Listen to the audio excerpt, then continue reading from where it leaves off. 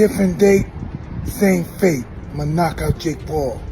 The switch to 8-ounce gloves adds another layer of intensity. With less padding, each punch will carry more force, making defensive skills even more crucial. This change benefits Tyson, known for his raw power and ferocious punching style. For Jake, it means preparing for heavier, more punishing hits, while ensuring his own punches pack enough power to wear Tyson down. The knockout-only rule completely changes the fight's dynamics. There will be no judges' scorecards to rely on. No playing it safe and racking up points. The only way to win is by knocking the other fighter out cold. This forces Jake to go all in, bringing everything he has in hopes of delivering a fight-ending punch while avoiding Tyson's devastating blows. Then comes the Iron Man round, a grueling, non-stop 3-minute test of endurance, strength, and strategy. Unlike regular rounds with breaks or pauses for stoppages, this round demands uninterrupted action. Tyson knows that the longer the fight drags on, the more it will favor him and expose Jake. Yeah, the news is true, folks.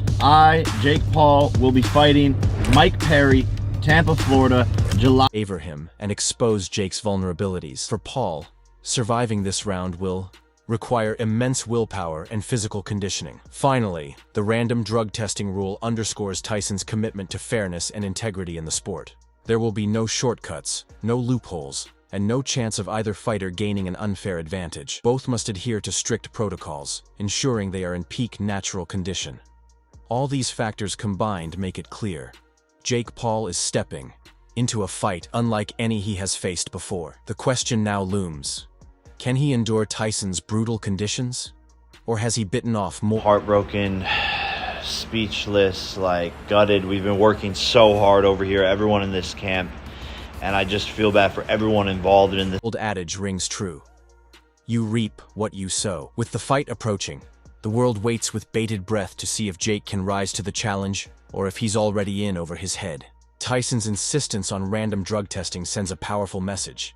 He wants this fight to be a genuine contest of skill, strength, and endurance.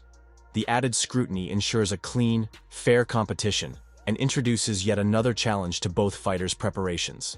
Every aspect of their training will be closely monitored, leaving no room for shortcuts or questionable tactics.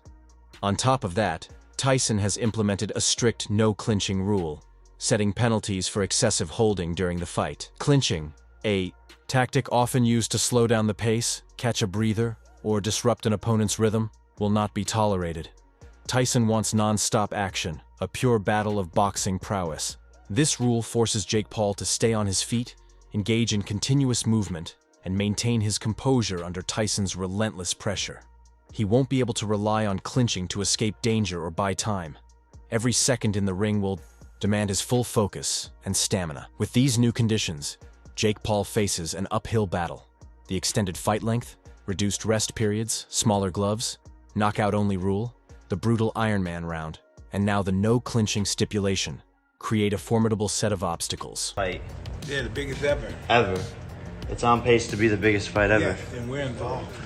We're involved, We're right? involved. All those big shots, all the biggest athletes in the world, this is the biggest ever. November 28th. Lit. Hey, we lit here. We lit at the Tyson Ranch. The fight is no longer just about physical strength. It demands mental resilience, strategic adaptability, and unshakable determination. The extended 15-round duration alone is a massive challenge for Jake, who is accustomed to shorter bouts. In the past, he has relied on pacing himself for 8 rounds at most, but with 7 additional rounds on the table, his endurance will be put to the ultimate test. He must develop a completely new strategy, balancing aggression with conservation of energy, ensuring he doesn't burn out before the final bell. Furthermore, the reduction in rest time between rounds to just 30 seconds puts immense pressure on his recovery ability. Fighters usually depend on the full minute to regain composure, receive crucial advice, and adjust their strategy. With only half that time, Jake must learn to stay composed and adapt quickly to Tyson's relentless assault. The venue arrangements were another major casualty of Jake's abrupt cancellation. Events of this scale aren't thrown together overnight. They require months of meticulous planning, involving everyone from major broadcasters with exclusive rights to small-time investors looking to capitalize on the hype. Every stakeholder suffered losses. Now, Jake Paul is facing the consequences.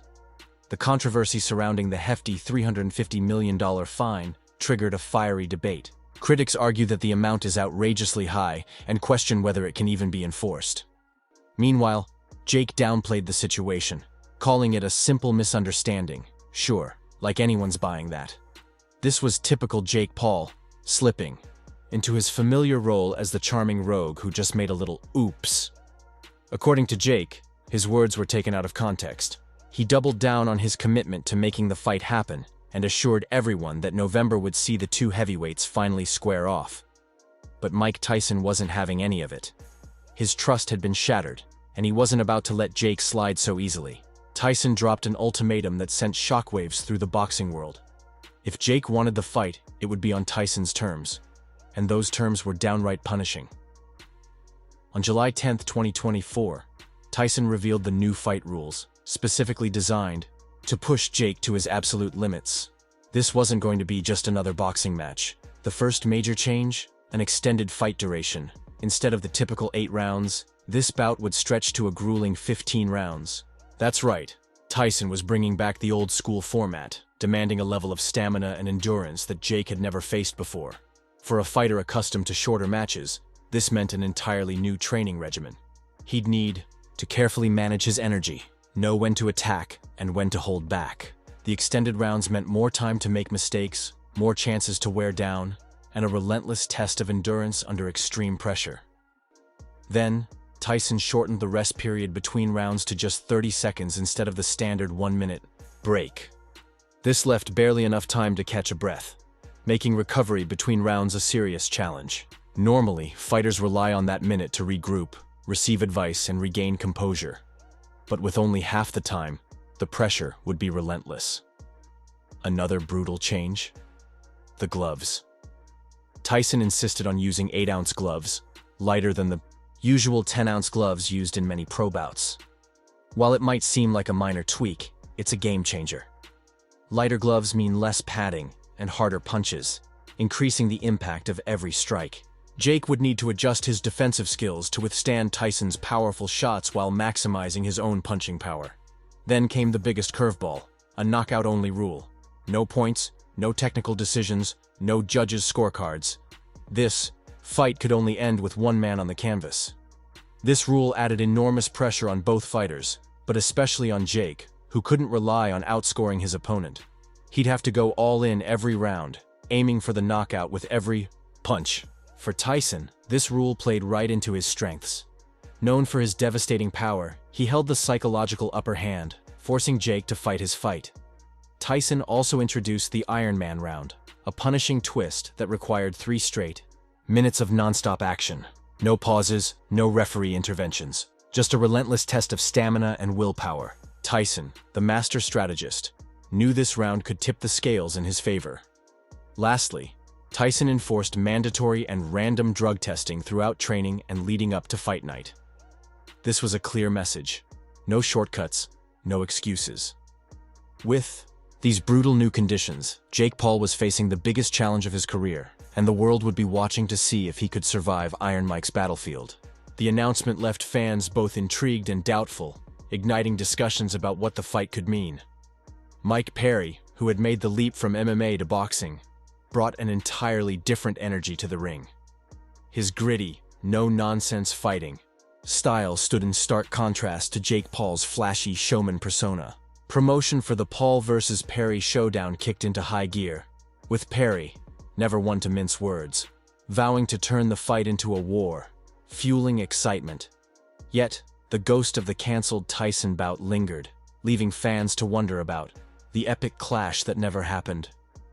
No one took the news harder than Iron Mike himself.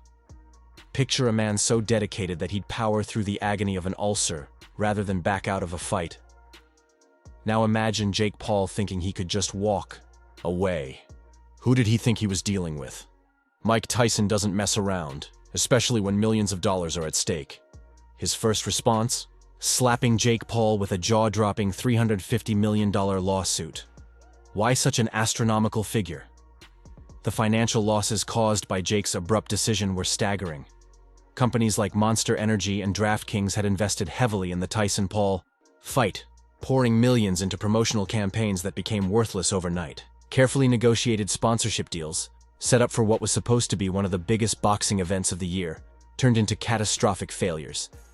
And then there was the advertising, TV commercials, online promotions, massive billboards, all reduced to nothing in an instant. It was like watching piles of money evaporate. Jake's sudden change of heart sent shockwaves through the industry, leaving behind a wake of frustration, shattered contracts, and missed opportunities. The announcement hit like a shockwave, especially with the immense excitement surrounding the fight. Tyson had been training relentlessly, showcasing his progress on social media and proving he still had what it takes. Then, out of nowhere, Jake's abrupt cancellation left fans and analysts puzzled. The internet erupted with confusion and speculation. In an attempt to calm the storm, Jake urged fans to move on and focus on what lies ahead.